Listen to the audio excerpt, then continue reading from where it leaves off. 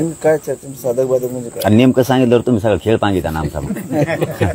2-3 दिवस थांबा राहू दे. नेमकं थोडंसं राजकारणात म्हणलं जातं बाबा की काही पत्ते हुकमी पत्ते हे ओपन करायचे नाही, ते वेळेवर टाकायचे असते.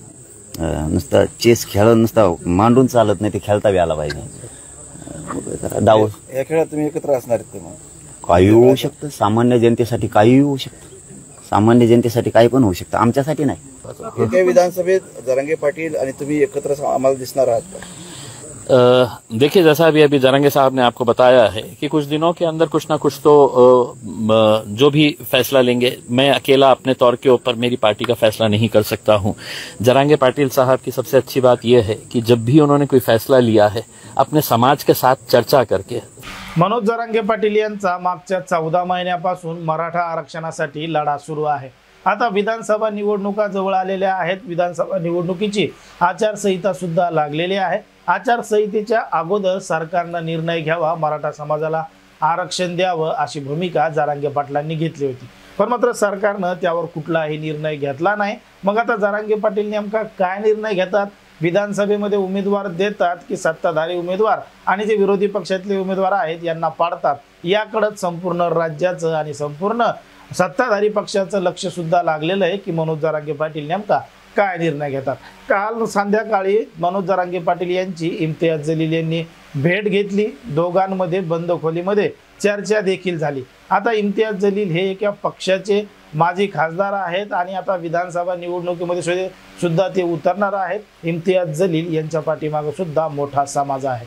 म्हणजे ज्या पद्धतीने मनोज जरांगे पाटील यांनी मराठ्यांची ताकद काय असते हे दसरा मेळाव्यामधून नारायणगडावर दाखवून दिलं होतं, तर इम्तियाज जलील यांनी छत्रपती संभाजीनगर ते मुंबई दरम्यान काढलेली जी तिरंगा रॅली होती या माध्यमातून इम्तियाज जलील यांनी सुद्धा त्यांची ताकद दाखवून दिली होती। मग आता इम्तियाज जलील आणि मनोज जरांगे हे सुद्धा एकमेकांच्या भेटीसाठी गेलेले आहेत। म्हणजे इम्तियाज जलील यांनी जरांगे पाटलांची भेट घेतली आहे, पण मात्र या दोघांमध्ये नेमकी काय चर्चा झाली आहे असा सुद्धा प्रश्न अनेकांना पडलेला आहे।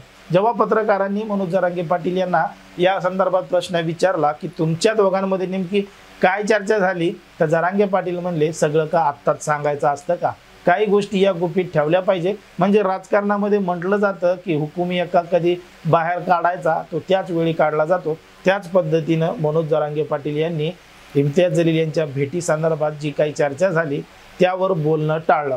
पण मात्र इम्तियाज जलील यांना जेव्हा प्रश्न विचारला तेव्हा त्यांनी मनोज जरांगे पाटील यांचं कौतुकच केलं, पण स्पष्टपणे दोघांमध्ये नेमकी काय चर्चा झाली हे सांगितलं नाही। पण मात्र मनोज जरांगे पाटील यांच्या बोलण्यातून एक गोष्ट लक्षात येते की नक्कीच इम्तियाज जलील आणि मनोज जरांगे पाटील हे राजकारणामध्ये विधानसभा निवडणुकीमध्ये एकत्र येऊ शकतात आणि संपूर्ण राजकीय पक्षांचं जे समीकरण आहे विधानसभा निवडणुकीचं ते सुद्धा बदलू शकतात। कारण की जरांगे पाटलांनी सांगितलं की राजकारणात काहीही होऊ शकतं, कोणीही कोणासोबत जाऊ शकतं। मग या शक्त जे वाक्य आहे त्यावर लक्षात येतं की कुठंतरी मनोज जरांगे पाटील हे इम्तियाज जलील यांच्यासोबत ना, तर इम्तियाज जलील हे मनोज जरांगे पाटील यांच्यासोबत जाऊ शकतात आणि त्यामुळे विधानसभेचे सर्वच राजकीय गणित बदलू सुद्धा शकतात। कारण याचं उदाहरण आपण लोकसभेमध्ये पाहिलं होतं। लोकसभेला कशा पद्धतीने सत्ताधारी पक्षाला मोठा फटका बसला होता, तर महायुतीचा महाविकास आघाडीचा यामध्ये फायदा झालेला होता। पण मात्र आता महाविकास आघाडी सुद्धा मराठा आरक्षणाच्या बाजूने बोलत नाही आणि सत्ताधारी पक्षातले नेते सुद्धा मराठा आरक्षणाच्या बाजूने बोलत नाहीत। म्हणजे त्यांनी आरक्षणावर निर्णयच घेतला नाही। म्हणून दुसऱ्यावर गुलाल उधळायचा नाही, गुलाल आपल्याच लोकांवर उधळला पाहिजे अशी चर्चा सध्या समाज बांधवांमध्ये मोठ्या प्रमाणात चालू आहे। म्हणून मनोज जरांगे पाटील नेमका काय निर्णय घेतात, उमेदवार देतात का, आणि जर उमेदवार दिले तर मग त्याचा फायदा कशा पद्धतीने होईल?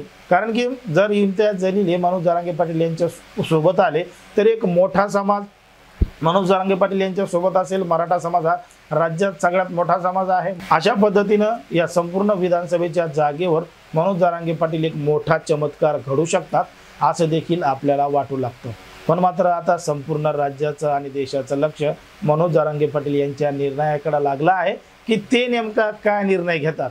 नक्कीच त्यांच्या बोलण्यामधून वाटतंय की मनोज जरांगे पाटील हे उमेदवार देतील, पण मात्र नेमके किती उमेदवार देतील हे ते त्यांच्या जाहीर बैठकीमधून सांगणार आहेत। समाज बांधवा शी चर्चा करून निर्णय घेणार आहेत. आता जरांगे पाटलांनी नेमका काय निर्णय घेतला पाहिजे, उमेदवार दिले पाहिजे का उमेदवार पाडले पाहिजे, मग ते कुठल्याही राजकीय पक्षाचे असू द्या, तुम्हाला काय वाटतं हे अगदी स्पष्टपणे कमेंटमध्ये सांगा. आणि अशाच पद्धतीचे नवनवीन व्हिडिओ पाहण्यासाठी आपल्या चॅनलला लगेच सबस्क्राईब करून घ्या.